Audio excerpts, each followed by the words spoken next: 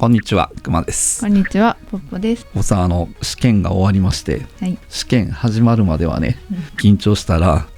勉強したりとかね、やれば落ち着けるんですけれども、この試験が終わってから合格発表までの間、この時ね、気になってそわそわするんですけれども、何もすることがないというか何もできないんで、不安だったりだけが残るかなってとこなんです、はい、やっぱり安心できる材料とかね、情報とか手にしてちょっと気分整理したいなということで、なので今回は第38回の介護福祉国家試験の合格基準点を予測してみた。クマの予想は69点だった。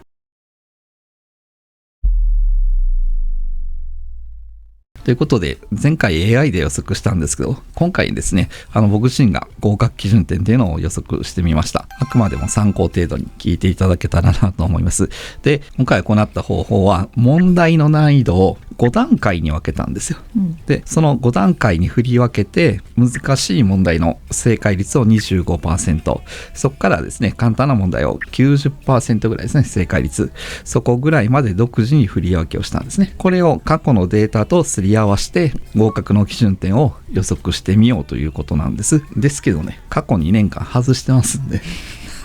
今回もどうなるかっていうところなんですけどね、去年は3段階で分割したんですが、今回5段階ですから、きっとより正確になってると思います。じゃあ問題の難易度で言うと、前回計算した分とね、5段階と3段階で若干違いはあるんですけども、やっぱり去年よりちょっと難しくなってたかなっていう感じなんです。で、合格基準点、まずは125問トータルでの合格基準点なんですけども、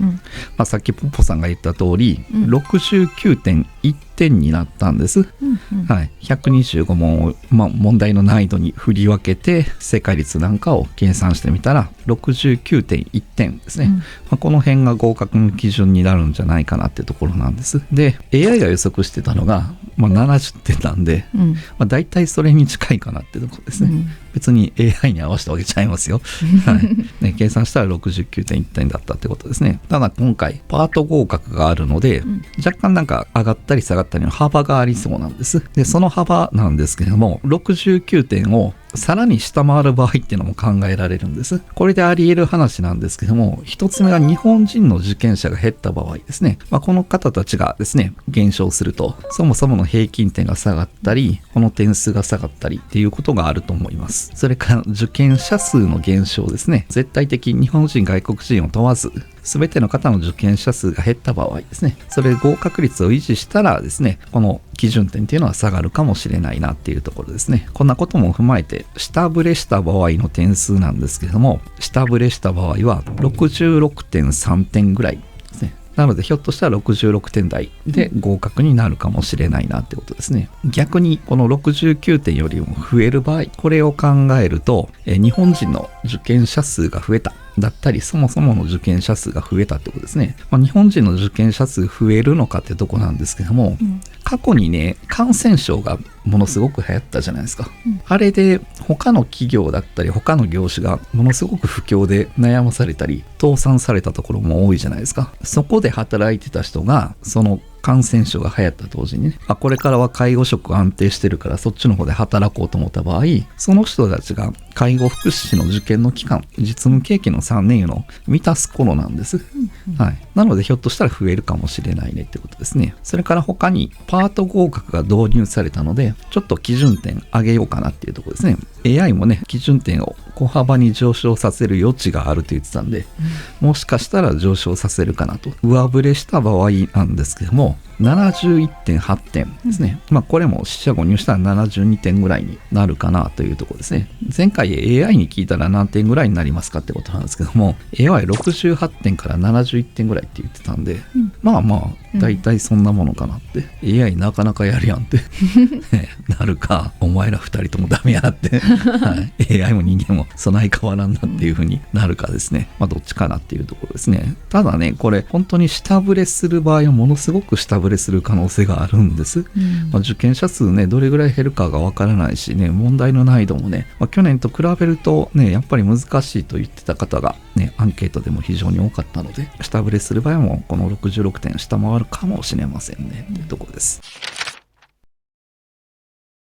今度パートごとで見ましょうか。もうこれは合格基準点と、その幅ですね、いうのを確認していきましょうか。A パートなんですけれども、60問出題されてて、合格基準点ですね、僕が計算した分では 37.6 点になってます。で、これだいたい 63% ぐらいの正解率なんです。仮に下振れした場合なんですけど、36点。上振れした場合は 39.1 点ですね。これぐらいでね、幅あるんじゃないかなと思います。で、AI がどれぐらいで予測したかなんですけど、A はこれ36点から38点ぐらいって予測してるんで、まあ近いものがあるのかなってとこですね。次、B パート。これ45問出題されてて、心と体の仕組みの部分なんです。僕が予測したのは 19.3 点なんですよ。はい、正解率 43% ぐらい。これも下振れした場合は 18.5 点。上振れした場合は20点になってるので、だいたい18点から20点の間かなぐらいで思ってるんです。で、これね、AI の方はね、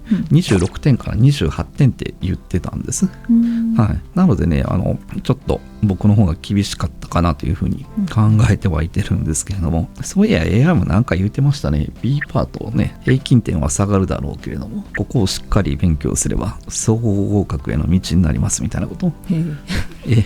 てもうあんたの動画や。じゃあその次 C パートね、はい、AI が短いって言ってたやつね。ね、こちらの方20問なんですけども、僕の予測は 12.2 点ですね。で、正解率 61% ぐらいだったのかなって思ってます。で、下振れした場合は 11.7 点。上振れした場合も 12.6 点ですね。こちらの方は11点から13点ぐらいかなっていうところで予測してますね。で AI の方も12点から13点ぐらいって言ってるので、こちらの方は近い分になったかなというようなところですね。なのでね、正解率見ていくとね、全体で 69.1 点だった場合は 55% なんです。 A パートの方は 37.6 点だったら 63%、 B パートが 19.3 点だったら 43% なんです。で C パートの方は12点だったら 61% なので、やっぱり B パートだけが極端に難しかったのかなとは思ってるんです。なのでこの B パートがね、他の方皆さんたくさん解かれてるんだったら合格基準点が70点台に乗ってくるのかなとか思ってます。はい。ということで今回は合格基準点の予測でしたけど、オフさんこれ当たると思います？ずっと外してるからね。そうですね。2年連続ね。はい。今回はこんなとこでした。ということでポポさん、YouTube がいろんな機能を出してまして、コミュニティ機能っていうのがあるらしいんです。はい、コミュニティ機能っていうのはね、今までは動画僕らが上げるじゃないですか。そしたらその動画に対してのコメントが返ってくるじゃないですか。返してくれはるじゃないですか、皆さんからね。そしたらそのコメントに対してさらに僕たちが返信をしたりとか、他の視聴者の方が返信をしてくれたりっていうことができるんですけども、ただ視聴者の方から急にはコメント出せないというか、全て何か僕らの動画だったり僕らのコメントに対しての返信しかできなかったんですが、それがですね、今回からいきなりコメントを送ってくれたり、皆さん動画を上げれるのかな、皆さんが写真を上げてくれたりとかいうのができるらしいんです。なのでこの YouTube の中で、この幸せの自由研究だけの、SNS があるというか、X だったり TikTok みたいなものができるってことなんですね。これできるのがチャンネル登録してくれて1日待っていただいたらできるみたいなんです。でポポさんもさっきスマートフォンで自分のアカウントから登録してくれたと思うんですけど、不思議な話でしょ。自分のチャンネルを自分で登録してるんやからね。これで登録してくれたんだけど、あと1日待たないと送信できないんですよ。ただ送信画面はあるんでちょっと開いてみてください。スマートフォンを開けていただいて、まず YouTube 開けていただくじゃないですか。でおそらくログインしてくれてはると思うので、下の方に登録チャンネルなんて書いてます？登録チャンネルってあるじゃないですか。それを押していただいて、そしたら上に登録してるチャンネルのアイコンが出てくると思うんですけど、そこでうちのチャンネルをちょっと押してください。幸せの自由研究を押していただいたら、これでチャンネルのページだったりに出てくるじゃないですか。でね、そのアイコンの下今一回押してもらったら下にコミュニティ機能かなんか書いてません？コミュニティを訪問。そうそう、コミュニティを訪問。それを押していただくんですよ。そうしたらね、丸だったアイコンが四角に変わってるじゃないですか。で、うちのチャンネルの名前のコミュニティですみたいなのが書いてあるんですけども、そこの下の方というか中段の方にね、何か思いついたことはありますかっていうのがあるじゃないですか。はい。そこを押してみてください。そしたらね、ポポさんを登録してまだ間がないので、できませんけれども、これがですね、ここから投稿できるようになってるんです。何か思いついたことはありますかって言ったらね、これ事前に僕が登録してる個人のアカウントなんですけど、ここでいろいろ上げることができて、写真も上げれるんですわ。これでね、写真もね、いうのも上げれますんで、ね、写真とコメントを、ツイッターみたいな感じで、上げてもらうことができますんで、なのでポポさん明日それちょっと上げてください。なのでこれからポポさんがコミュニティの発信係になりますんで、日頃の出来事を写真に撮って、送ってくださいね。頑張ります。若いやん。なので、ポッポの投稿があったら返信してください。今回はこんなとこでした。